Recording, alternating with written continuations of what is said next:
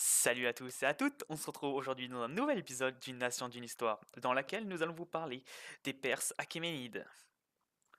Cette dynastie des Achéménides fut sans doute fondée par Achéménée, qui aurait vécu entre 705 et 675 avant Jésus-Christ, et aurait fondé ce qui fera plus tard les bases du royaume perse autour des années moins 690.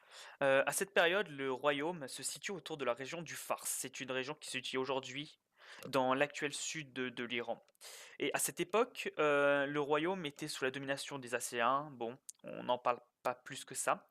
Et on n'a pas beaucoup d'informations sur les rois qui vont succéder. Il faut attendre Cyrus le Grand pour avoir des informations sur ces rois. Et en effet, on va en avoir grâce notamment aux Grecs et notamment à Hérodote. Ainsi, Cyrus le Grand va unifier la Perse et conquérir de nouvelles terres. Il va conquérir la Babylone, il va conquérir l'Empire des Mèdes, il va également conquérir l'Asie mineure, dont notamment la Lydie, dont Hérodote nous parle avec le roi Crésus, mais il va également étendre son influence à l'Est jusqu'à l'Indus. Nous ne connaissons pas les dates sur ces conquêtes, à part celle de l'Asie mineure qui se serait passée dans les années 750 avant Jésus-Christ, bien sûr, et ces informations nous proviennent d'Hérodote. Ensuite, Cyrus le Grand meurt en moins 530. Ses successeurs, dont Cambyse II, qui sera roi de moins 530 à moins 522, va conquérir l'Égypte. Puis on aura ensuite Darius le Grand, qui sera roi de moins 522 à moins 486. Il va conquérir la Libye, mais également l'île de Samos et de Chios, ce qui le mettra en contact avec les Grecs. Darius va notamment réorganiser la gestion de son territoire en modifiant le rôle des satrapes qui a été mis en place par Cyrus le Grand. Et donc, en moins d'un siècle, le territoire perse va s'étend de l'Indus jusqu'à la Libye. Et cet empire possède trois capitales. La première est Persépolis, la seconde est Suse et la troisième est Ecbatane.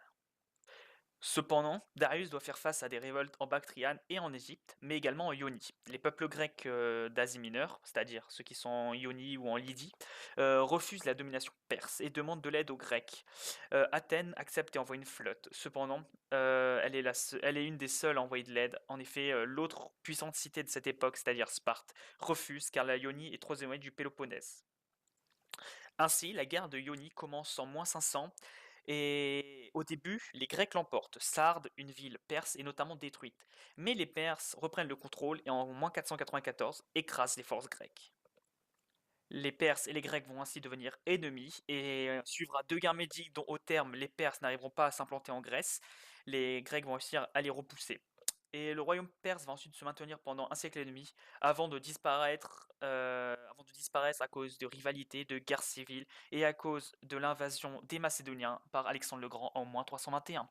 Ainsi se conclut cet épisode sur une nation, une histoire, sur les Perses achéménides. J'espère qu'il vous aura plu. On se retrouve bientôt et ciao.